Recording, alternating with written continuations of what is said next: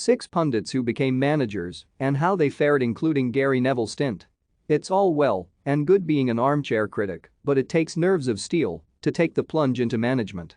Indeed, it's been very easy for pundits to sit back and criticize when a manager is doing poorly and needs to be given the boot. Some pundits remain long in the TV studio after their playing career. But others feel the need to go back out and prove that they go and win trophies from the dugout. These former athletes are all about winning. But when they have gone back out to the game properly, it's garnered mixed results, to say the least. Read next. Meet Man United bound Anthony's stunning wife who deleted her Instagram. Roy Keane joined Sunderland in 2006 as his first coaching job, leaving the short-lived period in the TV studio behind. The Manchester United legend had a great start to his managerial career with the Black Cats. He achieved promotion to the Premier League within his first season in charge, but soon after things fell apart a bit, with disagreements with former Sunderland shareholder Ellis Short. It was a sound appointment for the northeast side, but ultimately one that ended on sour terms. Now he's a regular on Sky Sports again, where he's formed an adorable partnership with Micah Richards.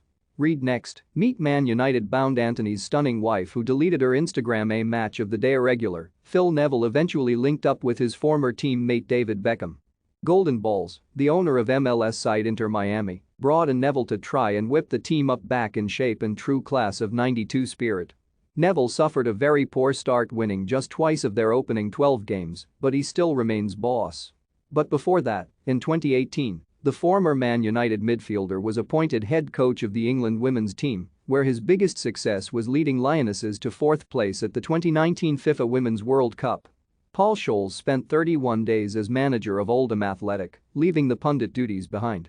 Indeed, it was a very short-lived spell at the struggling League Two side, coaching them between February and March in 2019. Speaking of the experience and whether he would manage again, Scholes said to BT Sport in the same year, "It's not put me off, because I'd say 90% of it I really enjoyed.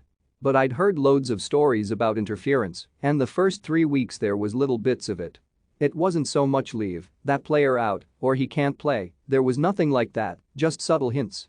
In the last week there was a couple of issues with experienced professionals that I felt they didn't deserve to be treated the way the club wanted to treat them.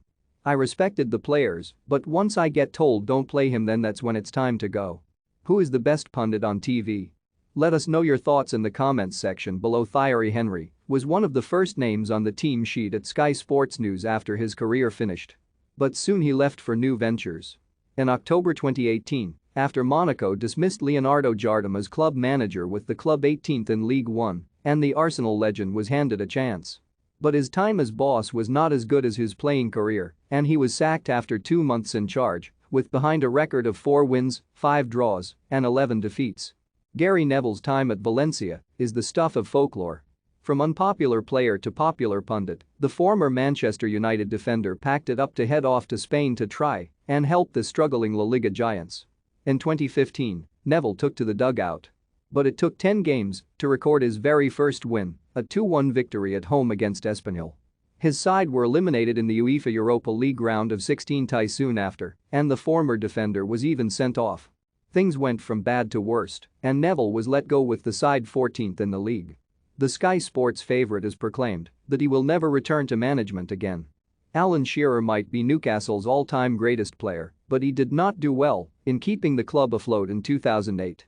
Newcastle were handed their first relegation of the Premier League era under the league's all-time top scorer. The Geordie hasn't been in management since, but after England lost to Iceland in the Euros he said, "I went to see the FA 4 or 5 years ago and I said, I want it, I'll have that job.